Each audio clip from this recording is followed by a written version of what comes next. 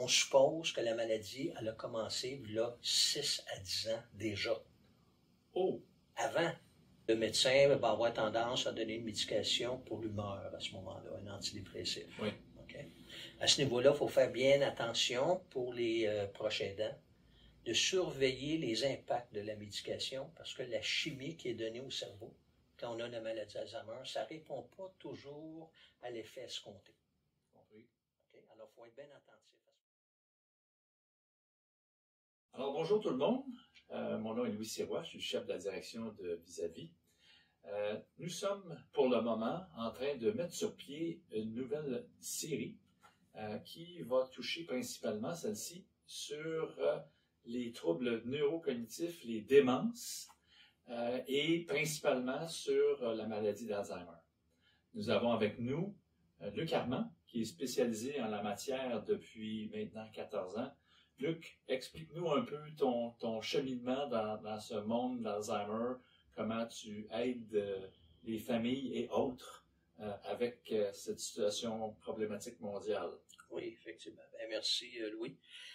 Alors, écoutez, je suis déjà dans le domaine de la relation d'aide depuis 1976. Je travaillais surtout auprès des gens avec des problèmes de comportement. Par la suite, je me suis intéressé aux gens qui avaient subi un traumatisme crânio-cérébral. Et il y a une quinzaine d'années, dans notre famille, mon père a été touché par la maladie d'Alzheimer et ma belle-mère, comme il vivait avec nous, je me suis intéressé à la maladie. Et j'ai constaté que souvent les familles étaient démunies face à cette maladie-là. Alors, je me suis mis à m'intéresser à cette maladie, à suivre des cours, faire des lectures, rencontrer des professionnels. Et au fil des ans, bien, je m'intéresse toujours à la maladie. Et au fil des ans, j'ai commencé à faire une approche auprès des familles qui sont démunies face aux impacts de la maladie d'Alzheimer, auprès de leurs proches, qui évidemment qui aiment, mais qui peu à peu se détériorent au fil des semaines, au fil des mois. Voilà. C'est un trouble effectivement complexe que plusieurs de nos familles vivent. Alors, on a 5 thèmes, Luc. Ouais. On va couvrir le premier, qui est mieux comprendre l'Alzheimer. Okay? Ouais. Et à l'intérieur de ça, le premier sujet, quels sont les symptômes, Luc, de l'Alzheimer? Quels sont les symptômes? De prime abord, habituellement, là, les spécialistes vont s'intéresser à 10 symptômes de la maladie d'Alzheimer.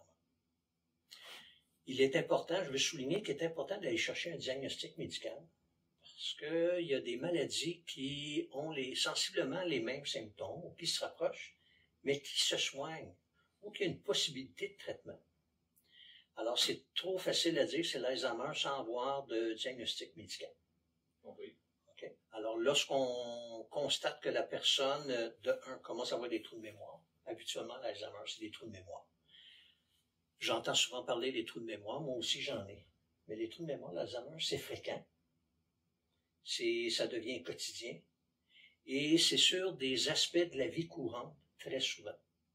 Alors, le trou de mémoire. Par la suite, c'est le manque de jugement. Quelqu'un, par exemple, cet hiver, il fait soleil, bien la personne, ça se peut qu'elle soit intéressée à aller dehors parce qu'il fait soleil. Soleil veut dire chaleur.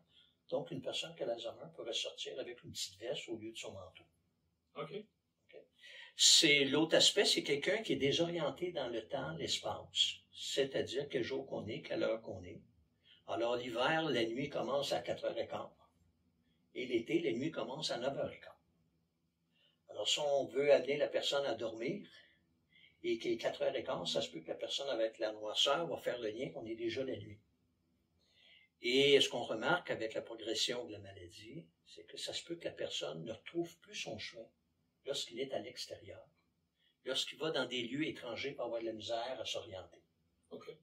Au fil du temps, l'orientation va se faire dans son quartier, sur sa rue, puis par la suite dans sa maison. Il ne trouvera plus sa chambre, il ne trouvera plus la salle de bain, va chercher les verres et ne se rappellera plus quelle armoire.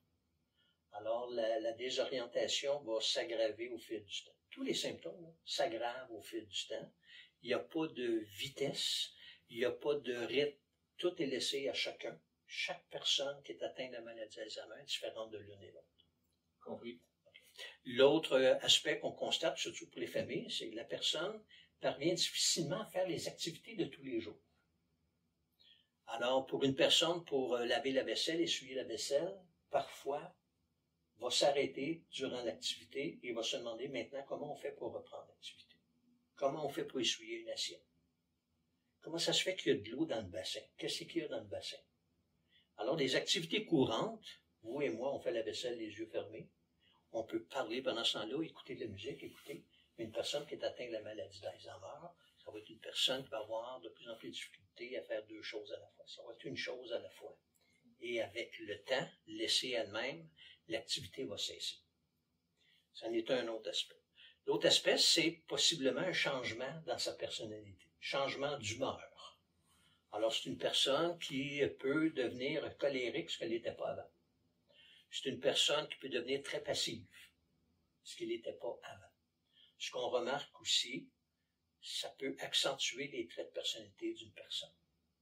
Alors souvent, je constate dans les familles, des gens d'affaires, quand on a la maladie d'Alzheimer, demeure le boss. Mais comme il y a une perte de jugement, parfois les décisions sont douteuses. D'accord. Mais il conserve sa personnalité. Par contre, de l'autre côté, il peut complètement se transformer puis devenir une personne très passive, mais surtout soumise, ce qui n'était pas avant. Un autre trait qu'on remarque, c'est une personne qui perd l'initiative. Quelqu'un qui est touché par l'Alzheimer perd l'initiative d'amorcer une action. L'image que je donne, c'est vous avez une voiture. La voiture est en ordre. Le moteur tourne. Vous êtes assis au volant. Mais vous êtes incapable de mettre la boîte de vitesse à drive pour avancer l'auto. Une personne qui est atteinte, elle a besoin d'avoir quelqu'un pour initier l'action. Laisser elle-même, au fil du temps, non pas qu'elle est paresseuse, mais le cerveau ne permet plus à la personne de s'activer. Ce sont les principaux symptômes de la maladie d'Alzheimer qu'on retrouve chez les gens. Puis, écoute, je trouve ça fort intéressant. Puis, comme tu disais, ou tu mentionnais tantôt, on a une évolution qui peut ou qui évolue au gré de la personne. Hein? C'est tout pas, à fait. Ça va prendre 2 ans pour ça, puis 2 ans pour ça, puis 2 ans pour ça. Non. Ça peut rester au même stage pendant une période de 2 ans. Tout à fait. Et tout d'un coup, une augmentation des symptômes beaucoup plus accentuée ou difficile en temps d'un an. Là. Oui. Plus on est jeune, plus la personne est jeune, avoir la maladie d'Alzheimer, plus la détérioration se fait rapidement. OK. Grosso modo, on estime que la maladie qui débute et qui va se finaliser par le décès, c'est d'une durée de 12 ans. OK. Mais entre vous et moi, il y a des gens, la majorité des gens vont décéder avant parce que la maladie d'Alzheimer, c'est une maladie de vieux. Ouais. Il n'y a pas de personne de 20 ans qui va avoir la maladie d'Alzheimer, ni à 30 ans. 40 ans, c'est exceptionnel. 50, c'est plutôt rare. À 60, ça commence. Puis passé 65 ans, c'est plus fréquent. Okay. On estime qu'une personne sur 11, à 65 ans, va être atteinte de la maladie d'Alzheimer. Donc, on s'entend qu'il y a 10 personnes qui restent en santé. Là. Et puis à 80? 80, on dit c'est 1 sur 4. OK. Qui a la maladie d'Alzheimer. Donc, c'est une maladie qui persiste. Plus on vieillit, plus le risque de maladie va apparaître. OK. Puis, je pense que je connais la réponse, mais oui. La médication pour l'Alzheimer, c'est oui. quoi? Alors, la médication, évidemment, il n'y a aucune médication qui va interrompre la détérioration du cerveau. Elle peut ralentir. Il y a 4 médicaments qui sont utilisés actuellement, qui est reconnu par la science actuellement. Il n'y a pas de garantie que la personne qui va prendre la médication, la maladie va diminuer. Il y a des gens où la médication n'a aucun recours. Aucun effet. D'accord. Okay? Puis il y en a d'autres que déjà en prenant la médication, on voit un changement. La maladie ne disparaît pas, mais tout s'adoucit. Et ce qui est clair aussi, tantôt je parlais d'aller chercher un diagnostic, la médication va avoir un effet plus bénéfique, plus vite qu'elle va être prise au début de la maladie. Plus on attend. C'est pour ça d'ailleurs qu'avec la détérioration du cerveau, la médication a très peu d'impact vers la fin de la maladie lorsqu'elle est accentuée au fil des années, Compris. l'impact des médicaments est beaucoup moindre à ce moment-là. Et une question très importante. Ouais. Quelles sont les répercussions qu'on a avec cette maladie et sur l'aîné Ouais. et sur la famille? Puis ça va peut-être être un passage à notre prochaine section tantôt. Ouais. Mais quelles sont les répercussions? OK, il faut comprendre que lorsque le diagnostic tombe, il y a des gens qui sont déjà avancés dans la maladie. Parce qu'il faut comprendre que lorsqu'on va voir un médecin pour aller chercher le diagnostic, c'est parce qu'on a constaté dans le quotidien qu'il y a des aspects de vie qui ne fonctionnent pas. On suppose que la maladie, elle a commencé il y a 6 à 10 ans déjà. Oh! Avant, le cerveau était capable de compenser les pertes. D'accord. Mais arrive un moment où c'est pas possible. L'image que je donne, c'est, vous savez, quand c'est la saison des clémentines, quand on va au marché, sur un comptoir, il y a beaucoup de clémentines. Qu'on en prenne une ou deux, ça paraît pas. Mais à la fin de la journée, le comptoir commence à être vide. Alors, le cerveau va compenser pour les pertes des neurones, mais au fil du temps, il ne pourra plus compenser la perte des neurones. Alors, là, ça va devenir plus évident, et là, on va aller consulter un médecin pour savoir si c'est la maladie d'Alzheimer ou un trouble neurocognitif qu'on appelait démence. Alors, à partir de là, il y a des gens, quand ils reçoivent le diagnostic, vont vivre une période dépressive. Parce qu'on ne se le cache pas, de plus en plus d'aînés sont au courant de la maladie d'Alzheimer. On entend tellement parler. Exact.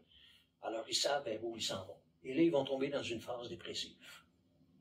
Alors, le médecin va avoir tendance à donner une médication pour l'humeur à ce moment-là, un antidépressif. Oui.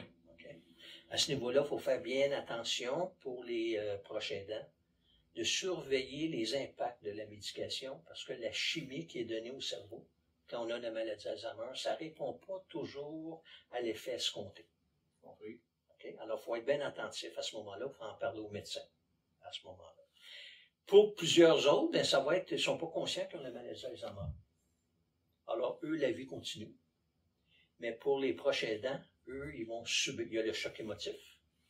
Parce que déjà, on va commencer à penser que, on est en train, la personne qu'on aime commence à s'éloigner de nous au fil du temps. Elle va s'éloigner de nous pendant 2 ans, 3 ans, 10 ans, 15 ans, et on commence à être bousculé. Et elle va avoir besoin de plus en plus de soins, de plus en plus d'encadrement. Souvent, les proches aidants sont âgés, eux aussi.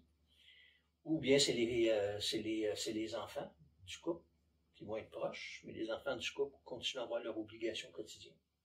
Et en plus, ça rajoute les obligations d'encadrement. S'il veut donner un encadrement bienveillant, ça devient exigeant au fil du temps.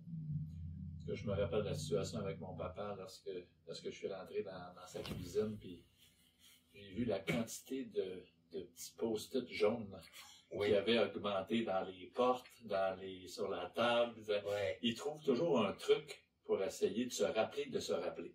Ouais. Et, fait que là, c'est comme tu mentionnes, c'est des choses qui ont commencé avant. Tout à fait. Absolument. Alors écoute, pour cette première portion, on a appris des choses. Luc, merci. Alors, sans plus tarder, on se laisse là-dessus. Puis on se reverra dans notre prochain segment. Merci. À tantôt. Luc.